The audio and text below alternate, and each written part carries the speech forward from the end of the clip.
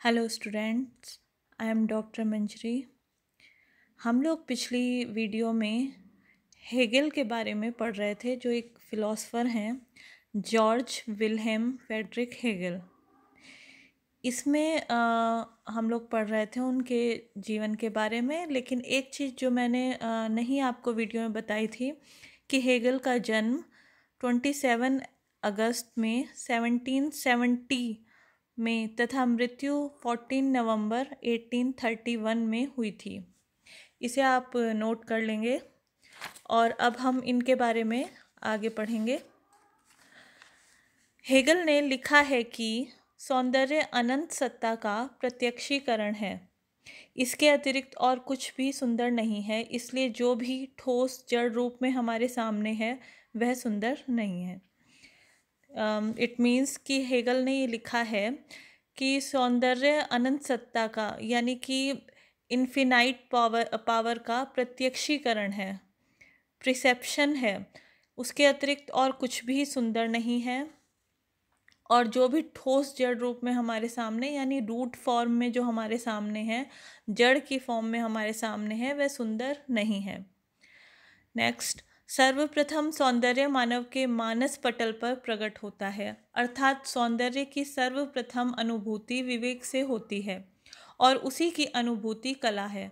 यह अनुभूति व्यक्ति की बौद्धिक शक्तियों पर निर्भर करती है। इट मीन्स सर्वप्रथम सौंदर्य मानव के मानस पटल पर प्रकट होता है, यानी मेंटल बोर्ड पर सबसे पहले अपेयर होता है, यानी दिखता है, प्रकट होता है उसके दिमाग पर, बुद्धि पर। अर्थात सौंदर्य की सर्वप्रथम अनुभूति जो उसकी सबसे पहली फीलिंग होती है वो विवेक से होती है, उसके अपने विवेक से, डिस्क्रिएशन से होती है, और उसी की अनुभूति कला है। यह अनुभूति व्यक्ति की बौद्धिक शक्तियों पर निर्भर करती है, यानी उसकी इंटेलेक्चुअल पावर पर डिपेंड करती है। आगे हेडिंग देखेंगे। हेगल के अनुसार कला, जो हेगल थे उनके अनुसार जो कला थी, कला की परिभाषा में हेगल ने यूनानी अवधारणा ली। विश्वात्मा विकास का मूल तत्व व शक्ति है, दृश्यमान जगत आभास मात्र है। इट मीन्स कला की परिभाषा में हेगल ने यूनानी अवधारणा ली, यानी ग्रीक जो कॉन्सेप्ट था उसे उन्होंने यूज़ किया कला की परिभाषा में। विश्वात्मा विकास का मूल तत्व व शक्ति है, यानी ये जो यूनिवर्सल डेवलपमेंट जो है वो बेसिक एलिमेंट है और पावर है, बेसिक एलिमेंट और पावर है। दृश्यमान जगत आभास मात्र है, यानी जो विजिबल वर्ल्ड है वो केवल आभास मात्र है, उसकी केवल एक फीलिंग की जा सकती है, एक आभास किया जा सकता है, वो रियल नहीं है। नेक्स्ट, उनके अनुसार कला प्रकृति का प्रतिबिंब मात्र नहीं, प्रकृति से ऊपर भी कुछ है। कला सत्य की अभिव्यक्ति है, यह निम्न स्तर की अभिव्यक्ति है। धर्म व दर्शन उच्च स्तर की अभिव्यक्ति हैं। अकॉर्डिंग टू हेगल, कला प्रकृति का प्रतिबिंब मात्र नहीं, प्रकृति से ऊपर भी कुछ है, यानी कि जो कला है उनके अनुसार वो प्रकृति का, नेचर का रिफ्लेक्शन ही केवल नहीं है, उससे ऊपर भी कुछ और है, उससे यानी कि कुछ बेटर है। कला सत्य की अभिव्यक्ति है, यानी कि ये सत्य की जो सत्य है उसका उसकी अभिव्यक्ति है, एक्सप्रेशन है उसका। यह निम्न स्तर की अभिव्यक्ति है, यानी लो लेवल की अभिव्यक्ति है। धर्म व दर्शन उच्च स्तर की अभिव्यक्ति हैं। धर्म और जो दर्शन है यानी कि रिलीजन और फिलॉसफी जो है वो हाई लेवल की एक्सप्रेशन है। नेक्स्ट, विश्वात्मा जो परम सत्य है तीनों रूप में व्यक्त होती है, कला, धर्म व दर्शन। कलावाद है, धर्म प्रतिवाद और दर्शन स्वाद है। विश्वात्मा यानी यूनिवर्सल जो परम सत्य है, जो एब्सोल्यूट ट्रुथ है, तीनों रूप में व्यक्त होती है। यानी तीन जो उसके रूप हैं उसमें एक्सप्रेस व्यक्त यानी एक्सप्रेस होती है। कला, धर्म और दर्शन, ये तीन जो रूप हैं इन तीनों में वो एक्सप्रेस की जाती है। कला यानी आर्ट, धर्म यानी रिलीजन और दर्शन यानी फिलॉसफी। कला वाद है, धर्म प्रतिवाद और दर्शन स्वाद है। कला जो है एक वाद है, एक वाद है यानी जो वाद विवाद जैसे करते हैं वाद है, और धर्म प्रतिवाद यानी एंटी रिलीजन है, और दर्शन यानी फिलॉसफी जो है वो एक टेस्ट है। दर्शन जो है वो एक टेस्ट है, मतलब कला और दर्शन और धर्म में तीनों में उन्होंने इस चीज़ को दिखाया है कि क्या क्या डिफरेंसेस हैं। कि धर्म जो है प्रतिवाद है, एंटी रिलीजन है, और जो दर्शन है, दर्शन को क्योंकि वो सबसे अच्छा मानते हैं, यानी कि फिलॉसफी को वो स्वाद है, यानी कि उसमें एक टेस्ट है।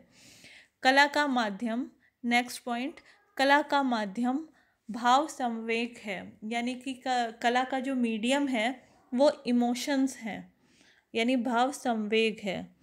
धर्म में माध्यम प्रतीक है, यानी जो रिलीजन है उसमें जो माध्यम है यानी मीडियम है वो सिंबॉलिक है। और दर्शन में शुद्ध विचार, और जो फिलॉसफी है उसमें प्योर थॉट्स जो हैं वो हैं। अतः दर्शन सबसे ऊपर, सबसे शुद्ध, उसके नीचे धर्म और सबसे नीचे कला आती है। कला व धर्म सामान्य लोगों की समझ में आ जाते हैं, पर दर्शन कठिन है। इट मीन्स, इसे स्टार्टिंग से देखेंगे। कला का माध्यम भाव संवेग है, यानी कि कला का जो मीडियम है वो इमोशनल है। और जो धर्म में माध्यम प्रतीक हैं, धर्म में तो माध्यम जो हैं वो प्रतीक के हैं, यानी कि रिलीजन में जो माध्यम है, मीडियम जो है वो सिंबॉलिक हैं।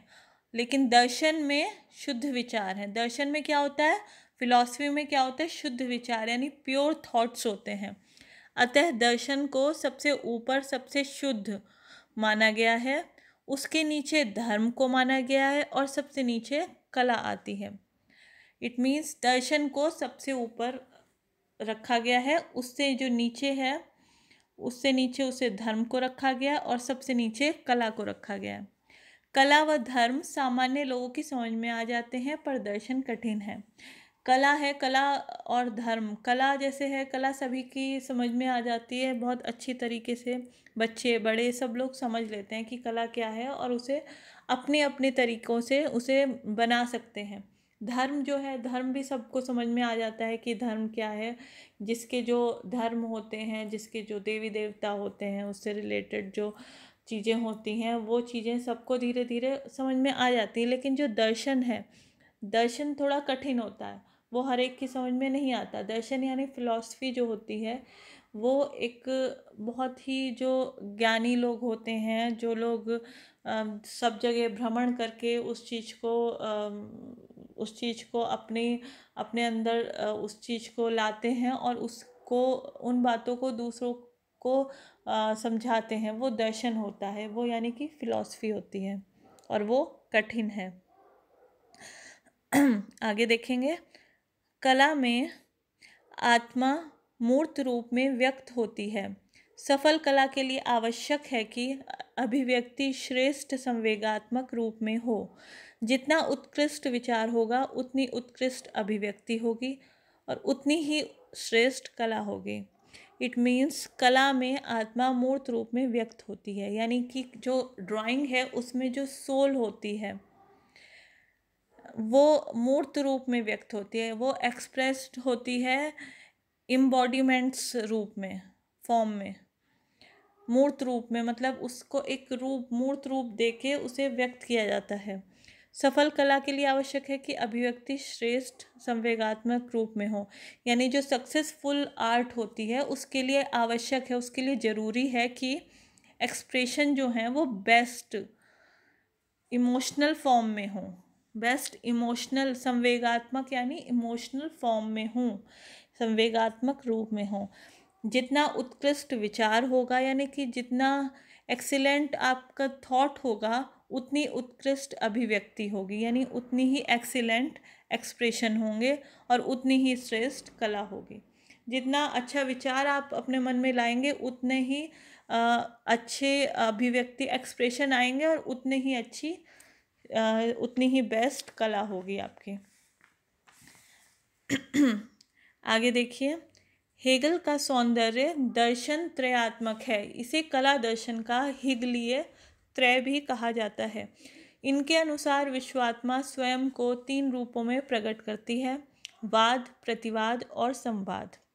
इट मीन्स हेगल का सौंदर्य दर्शन त्रयात्मक है, यानी 3 डायमेंशनल है। इनका जो सौंदर्य दर्शन है, जो फिलॉसफी है इनकी एस्थेटिक्स के बारे में, वो 3 डायमेंशनल है। इसे कला दर्शन का हेगलीय त्रय भी कहा जाता है। इसीलिए इसे कला दर्शन का यानी फिलॉसफी का, ड्राइंग फिलॉसफी का हेगलीय त्रय, ये एक नाम है, ये भी कहा जाता है।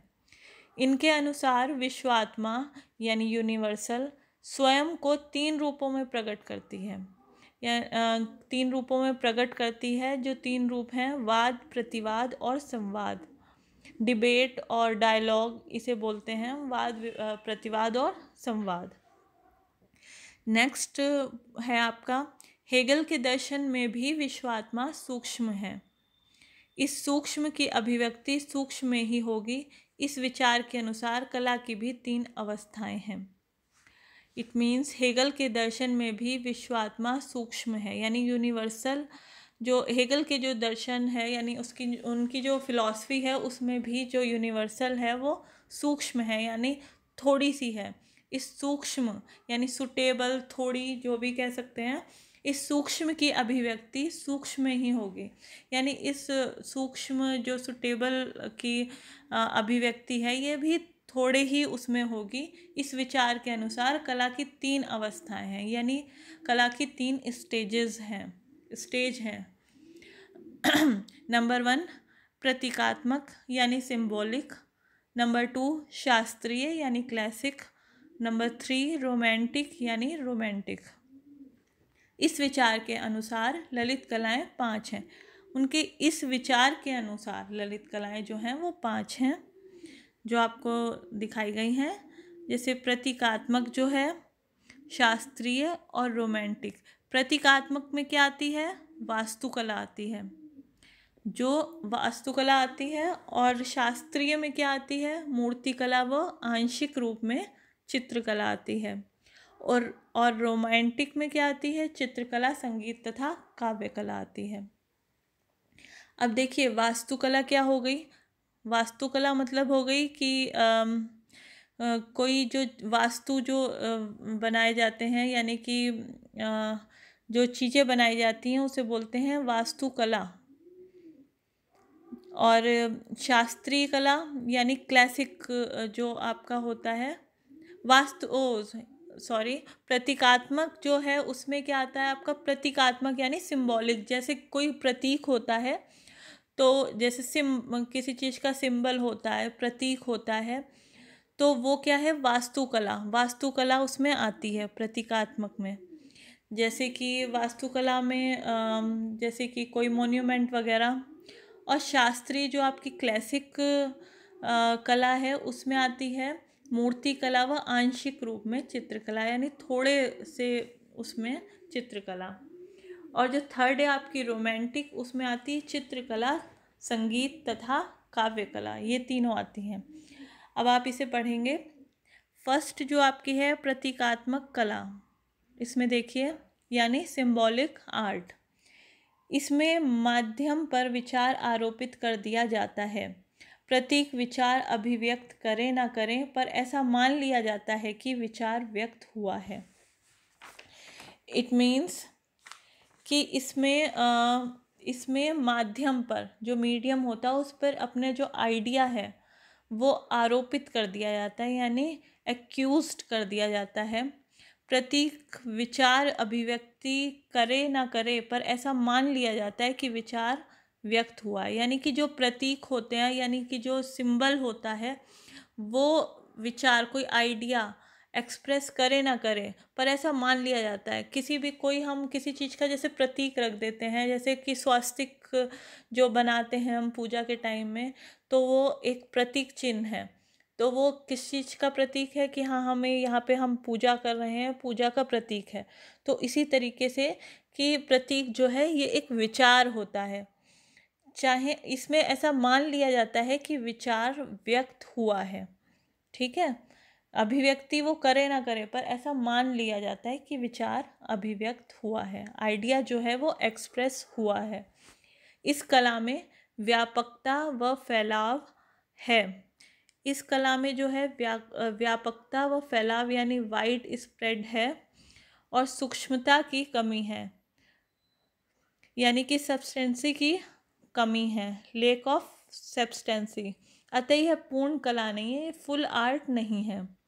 प्राचीन भारतीय कला, मिस्र की कला, चीन की कला को इस श्रेणी की कला माना जाता है। मंदिर प्रतीकात्मक कला का उदाहरण है। इसे पूर्ण कला क्यों नहीं माना जाता? क्योंकि ये प्रतीकात्मक कला है। प्राचीन भारतीय कला यानी एंशियंट इंडियन आर्ट जो है वो, मिस्र की कला जो है वो, चीन की कला जो है वो, उन सबको इस श्रेणी की कला माना जाता है, इस कैटेगरी में रखा जाता है। जैसे मंदिर प्रतीकात्मक कला का एक एग्जाम्पल है, उदाहरण है। नंबर 2, शास्त्रीय कला यानी कि क्लासिकल आर्ट। यह भी हेगल के मतानुसार यूनानी कला में ही प्रकट हुआ है, यानी कि यह भी हेगल के ओपिनियन के द्वारा यूनानी कला में, ग्रीक कला में प्रकट हुआ है। इसमें अंतर्वस्तु और रूप में समन्वय पाया जाता है। जैसे यूनानी कला में देवी देवता व्यक्तिपूर्ण दिखते हैं, इसमें जो कंटेंट होता है और रूप में जो कोऑर्डिनेशन पाया जाता है, और जो उसका रूप होता है उसमें कोऑर्डिनेशन पाया जाता है। जैसे यूनानी कला में देवी देवता जो हैं व्यक्तिपूर्ण दिखते हैं। जो देवी देवताओं को बनाया जाता है वो एक व्यक्ति की तरह बनाया जाता है, आँख नाक कान मुंह सब कुछ होगा, एक व्यक्ति की तरह पूर्ण दिखते हैं। यूनानी शास्त्रीय कला अपने चरमोत्कर्ष पर पहुंच गई क्योंकि वहाँ मानवाकृतियों में प्राण प्रतिष्ठा की गई है। इससे सुंदर कला न हो सकती है न होगी, ये बोला है हेगल ने। यूनानी शास्त्रीय कला अपने चरमोत्कर्ष पर पहुंच गई, यानी चरमोत्कर्ष मीन्स क्लाइमैक्स पर पहुंच गई, क्योंकि वहाँ मानवाकृतियों में जो ह्यूमन फिगर्स हैं उसमें प्राण प्रतिष्ठा की गई है, यानी कि डिग्निटी ऑफ लाइफ जो है वो डाली गई है। इससे सुंदर कला ना हो सकती है और ना होगी, ये हेगल ने बोला है। आगे देखिए, ये वास्तुकला से मूर्तिकला को अधिक विकसित मानते हैं क्योंकि इसमें कम मात्रा में कम स्थूल सामग्री का प्रयोग होता है। ये वास्तुकला से मूर्तिकला को अधिक विकसित मानते हैं। जो वास्तुकला यानी कि जो मॉन्यूमेंट्स वगैरह बनते हैं, उससे मूर्तिकला को यानी कि स्कल्पचर को अधिक विकसित मानते हैं क्योंकि इसमें कम मात्रा में कम स्थूल सामग्री का, जो चीज़ें हैं उनका कम प्रयोग होता है। दूसरे, मूर्ति निर्माण यांत्रिक नियमों के अनुसार नहीं होता। यहाँ मूर्तियाँ आध्यात्मिकता की ओर हैं। मतलब जो मूर्तियों का निर्माण किया जाता है वो मैकेनिकल रूल्स के अनुसार नहीं होता। यहाँ जो मूर्तियाँ हैं वो स्पिरिचुअलिटी की ओर हैं, आध्यात्मिकता की ओर हैं। थर्ड पॉइंट देखिए, रोमांसवादी कला। इसमें देखिए, रोमांसवादी कला आत्मा की गहराई में उतरकर एक आध्यात्मिक क्रिया बन जाती है। रोमांटिक कला का उद्देश्य आत्मा के गहन अंशों की अभिव्यक्ति होती है। इनका मूल तत्व मनोवेग है। इनका सहारा लेकर यह मनुष्य के भाव, चेतना तथा आत्मा को प्रभावित करती है। इस कला में विचार अधिक सशक्त होता है। ये 2 प्रकार की होती हैं। अब इसमें देखिए, रोमांसवादी कला, इस कला में आत्मा की गहराई में उतरकर, यानी कि जो ड्राइंग की जो सोल होती है उसकी डेप्थ में उतरकर एक आध्यात्मिक क्रिया बनाई जाती है, एक स्पिरिचुअल क्रिया बन जाती है।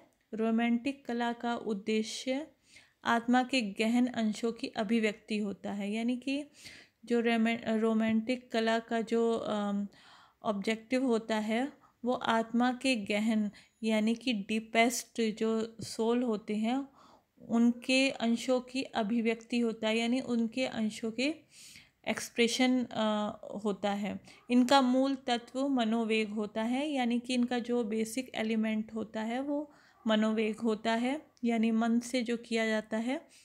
इनका सहारा लेकर यह मनुष्य के भाव चेतना तथा आत्मा को प्रभावित करती है, यानी कि इनकी हेल्प लेकर यह मनुष्य के भाव चेतना यानी सेंसेस जो होती हैं कॉन्स्टिट्यूशन तथा आत्मा को, उसकी सोल को इफ़ेक्ट करती हैं। इस कला में विचार अधिक सशक्त होता है, जो आइडियाज़ होते हैं वो अधिक स्ट्रॉन्ग होते हैं। ये दो प्रकार की होती हैं, वस्तु तांत्रिक कला यानी कि जो स्थापत्य व मूर्ति कला है वो आती हैं इसमें। वस्तु तांत्रिक कला में आर्किटेक्ट और स्कल्पचर जो होता है। और नंबर 2 है आत्मतांत्रिक कला। आत्मतांत्रिक कला में चित्र, संगीत तथा काव्य कला ये आती है। अब हम ये नेक्स्ट पॉइंट है कला और सौंदर्य, ये हम लोग नेक्स्ट वीडियो में पढ़ेंगे।